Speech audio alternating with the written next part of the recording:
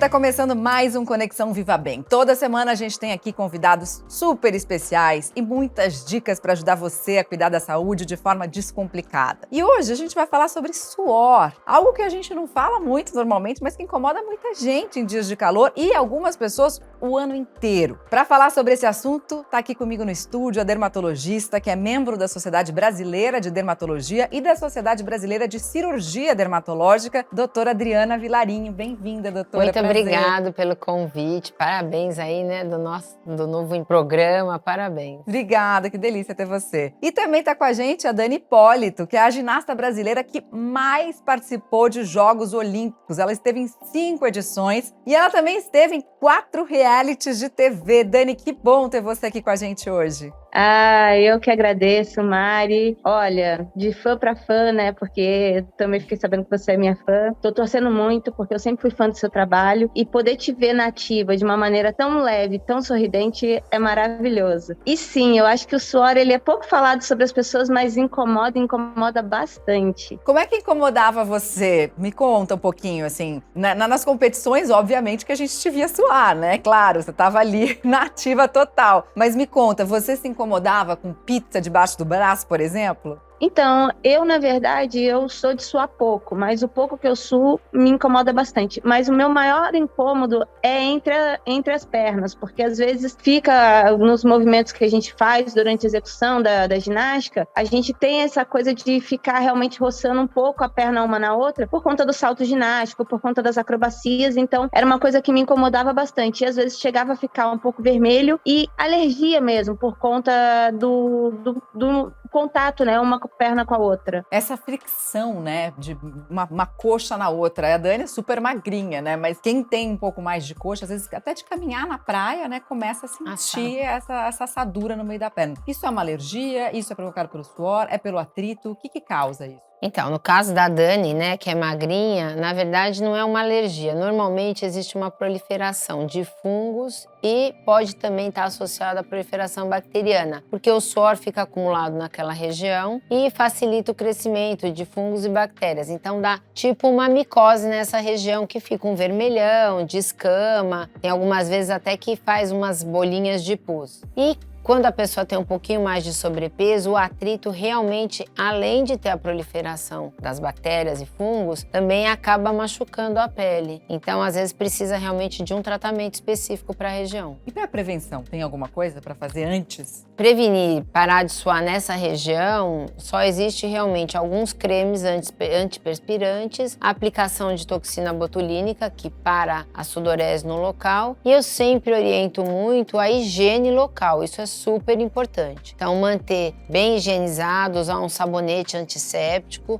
secar bem essa região e, se precisar, usar algum antimicótico, às vezes até só em talco, para ir prevenindo o surgimento de novas lesões. A solução que eu arranjei, na verdade, eu sempre tive o costume de ficar com uma toalhinha perto de mim, porque o meu era muito por conta do atrito mesmo, porque eu sempre cuidei bastante disso, porque eu acho que o suor, ele é ruim até para quando você vai conversar com os outros, ter o contato com as outras pessoas. Então, eu sempre tive esse cuidado. E agora até mais também, porque como a gente está fazendo espetáculo e a gente às vezes tira foto com o público no meio do espetáculo, e quando a gente acaba o espetáculo a gente tá suado, eu sempre tive esse costume. Toalhinha seca, Dani, ou toalhinha úmida você usava? Seca.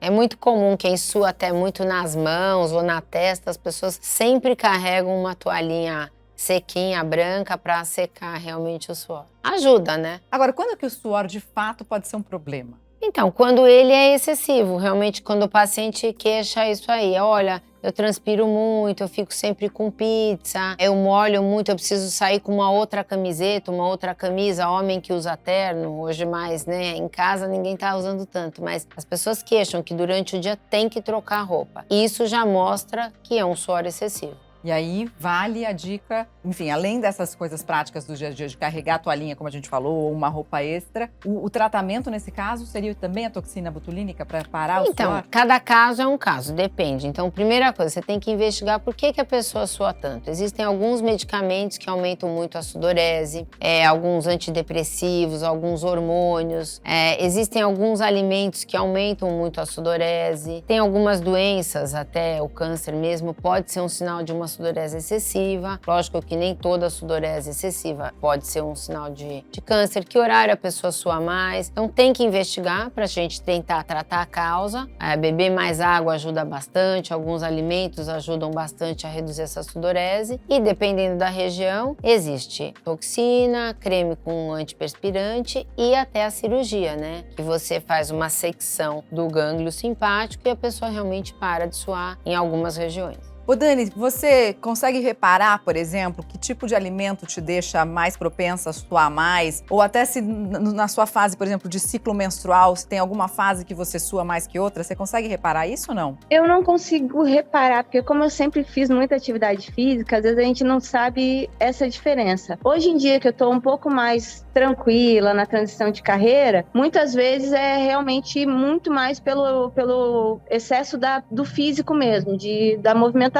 Mas existe isso, né? De fases da menstruação, por exemplo, do nosso ciclo que a gente está mais propensa. Que fase é essa? Normalmente, quando você tem o aumento da fase mais estrogênica, pode piorar. Quem faz uso de testosterona, então a menopausa é uma fase que as pessoas têm aqueles suores noturnos, é uma queixa muito frequente. Quem faz uso, tanto homem como mulher, de reposição de testosterona. Então, tem alguns hormônios que realmente aumentam a sudorese e mudam o odor da sudorese.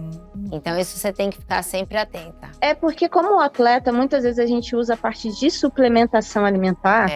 Isso também pode causar o aumento do suor? Então, a suplementação, se você realmente não bebe mais água, pode. E alguns tipos de medicamento mudam o odor do suor, que é uma queixa muito frequente, que chama bromidrose. Fica aquele suor mais forte, alguns até com um odor desagradável mesmo. Mas faz parte. Normalmente o atleta bebe muita água, já tem essa diluição, então nem sempre vai ter o odor ruim. Agora, a gente comentou aqui de alimentos. Que alimentos que aumentam o suor? São aqueles alimentos termogênicos. Então, cebola, alho, a cafeína, o chá verde, o álcool. Todos eles acabam aumentando a taxa de transpiração mesmo. E tem alimento que diminui? Para suar menos? Algum funciona? Não, suar menos é beber mais água, né? Você manter uma higiene do local, evitar esses excessos de a elevação da temperatura corporal. E tem alguns que ajudam a você diluir e não ter um odor tão forte como a própria clorofila. Todos os muito verdes, eles ajudam a diluir esse cheiro. Maçã, então tem algumas coisas que também ajudam na diluição do odor. Ah, é? É. Maçã ajuda a melhorar o cheiro do suor? É. Uau! Ô Dani, curioso isso, né? Nunca tinha pensado nessa possível relação. Agora, conta uma coisa pra gente, né? A gente sabe, por exemplo, né,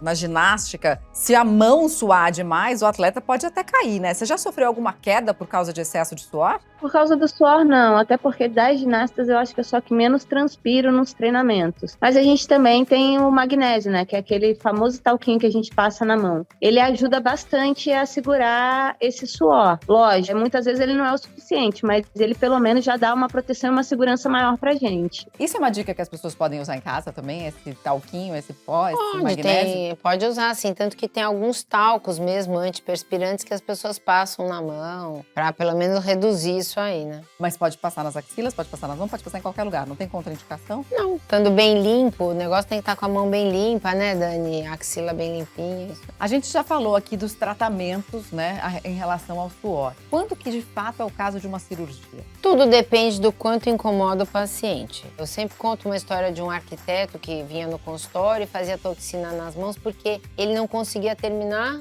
os projetos. Molhava todos os projetos. Agora, na era digital, não. Mas há um tempo atrás tinha muito isso. Então, quando aquilo se torna um desconforto, quando a pessoa não consegue ter uma vida social normal, natural, aí é indicado a cirurgia, né? Você faz uma secção do nervo e você para de transpirar. Normalmente é do nervo para cima, então é muito bom para quem transpira na cabeça, nas axilas, nas mãos. Só que existe uma sudorese compensatória, porque o suor até ele é bom. Ele ajuda a equilibrar a temperatura. Saiu um trabalho novo que até achei engraçado que as pessoas que suam, você acaba tendo uma regeneração melhor da pele e tem até um estímulo de colágeno. Então o suor não é de tudo ruim. Olha que bom, vamos querer você só vê? mais então, para ter mais colágeno, né? Então, e faz um equilíbrio da temperatura corporal natural. Então, você tem que ter essa sudorese compensatória. Então, para alguns casos, é indicado a cirurgia. E adolescente, pode usar toxina botulínica para controlar o suor ou tem contraindicação? Pode, porque você sabe que não existe um trabalho específico mostrando isso, mas nós percebemos que quem faz toxina na axila, com o tempo, cada vez vai suando menos. Então, inicialmente, ela tem uma durabilidade de 6 a 8 meses, a pessoa faz uma vez por ano, próximo ao verão, tipo outubro, e com o tempo, alguns vão parando de suar. E os adolescentes procuram muito, é uma queixa frequente, porque eles ficam incomodados com a pizza, né? Acabam só usando roupa escura para não aparecer a pizza. Não, sem dúvida, é um incômodo mesmo. Na adolescência, né, Dani? Você passou por isso ou não? Você falou que não sua nada, você não teve esse problema, né? Não, da pizza não, graças a Deus. Mas eu acho que se eu tivesse, eu seria uma que pediria para fazer esse tipo de tratamento, porque eu acho que é o que mais incomoda as pessoas. Eu acho que o restante, couro cabeludo, essas coisas, você acaba dando um jeito. Por exemplo, a mulher prende o cabelo, o homem dá um jeito. Agora, eu acho que a questão da axila e a pizza, eu acho que incomoda bastante. Até meus amigos, comentários dos meus amigos, que eu acho que é o que mais incomoda todo mundo, realmente é a pizza. E o cheiro, né? Incomoda muita gente também, porque tem gente que sua e não tem cheiro, mas tem gente que fica difícil, né? E aí corre pro banheiro, melhor estratégia. Mas quantos banhos será que a gente pode tomar por dia para ficar mais cheirosinho? É melhor de manhã ou é melhor à noite esse banho? O banho tem que ser quente, tem que ser frio. Gente, muitas dúvidas. A Gabriela Ingrid vai mostrar pra gente tudo no Sem Frescura. Vamos ver. Quantos banhos você toma por dia? A resposta para essa pergunta tende a variar bastante. Mas de cara eu já vou deixar claro uma coisa. Segundo especialistas, não existe um número ideal de banhos diários.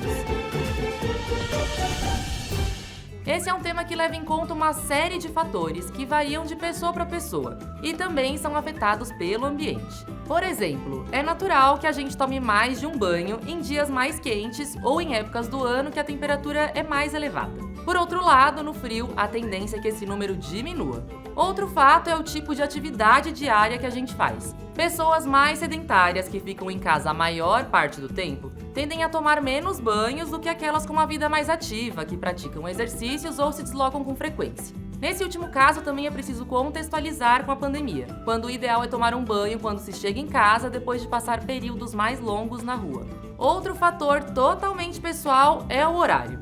Não há uma recomendação específica nesse sentido e o melhor período do dia para se banhar depende apenas da preferência da pessoa. Mas assim, de forma geral, o ideal é que se tome banho pelo menos uma vez por dia. O motivo para isso é bem simples: higiene. Ficar sem banho por períodos mais longos faz com que a pele acumule sujeiras do ambiente e, por tabela, micro-organismos. Além disso, a tendência é que a oleosidade da pele e do couro cabeludo aumente, que pode causar o surgimento de caspa. Então, o melhor a se fazer é tomar vários banhos ao dia? Não é bem assim. O excesso de banhos também pode ser prejudicial. Isso porque ele tende a remover a camada de gordura da nossa pele, além de deixá-la ressecada. É preciso levar em conta que essa camada atua como um escudo natural, protegendo a pele de infecções cutâneas, dermatites e micro-organismos externos, cortes e arranhões. Outro ponto que merece atenção são os banhos de banheira. Queria experimentar ser rica, mas infelizmente não tenho uma em casa, nunca usei. Em geral, eles são inofensivos se você não ficar muito tempo em imersão, mas exagerar na dose, especialmente se você usa muitos sais de banho ou sabonete, pode fazer mal. Por fim, independentemente do número de banhos diários, a recomendação é evitar que eles sejam muito longos ou que sejam tomados com a água muito quente, já que isso favorece a retirada da camada de proteção da pele e pode levar aos problemas que eu já falei. A dica é não exagerar. Não precisa ser o cascão, mas também não precisa gastar a água do mundo, né? Bom, já temos todas as dicas do banho, já sabemos como tomar banho direitinho, mas e o desodorante? Dani, como é que você escolhe o seu desodorante? Eu gosto de desodorante cheirosinho, que me atende, não me deixa incomodada com a questão do cheiro da axila e fica um cheirinho gostoso de criança, de bebê.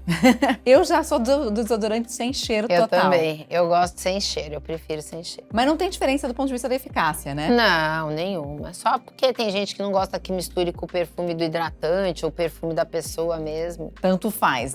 Os dois funcionam, Os dois com cheiro funcionam. ou sem cheiro. Agora, tem alguns desodorantes que falam duração de 24 horas, duração de 72 horas. Isso realmente funciona? Não funciona, existem no mercado. O que eu oriento é assim, para quem sua muito mesmo, tem que ter uma higiene muito boa da axila. A higiene é lavar com água e sabão, pelo menos 2 vezes ao dia, tá? De manhã e de noite. Eu faço esporte no meio do dia, então para e lava de novo, toma um banho de novo. Aplicar o desodorante com a axila, né, bem sequinha. Isso faz com que melhore tanto a durabilidade como tenha uma diminuição do risco do odor. Então, a higiene é um ponto super importante. Estava comentando aqui com a Mariana que tem uma receita caseira que funciona muito bem, é uma boa higiene, e aplicar à noite leite de magnésia, porque como ele é mais básico, o nosso suor é mais ácido se ele é muito concentrado, você faz um equilíbrio e diminui muito a proliferação bacteriana, fúngica, né? E diminui muito o odor. E é uma receita caseira muito simples.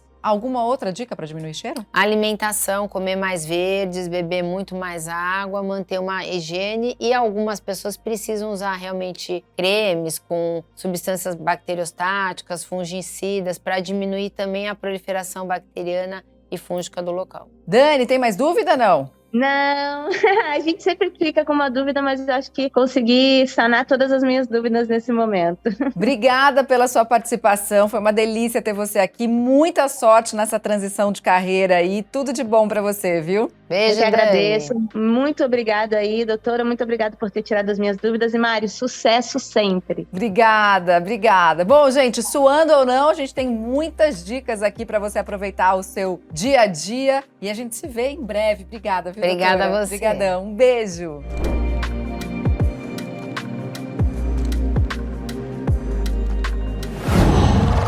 Qual?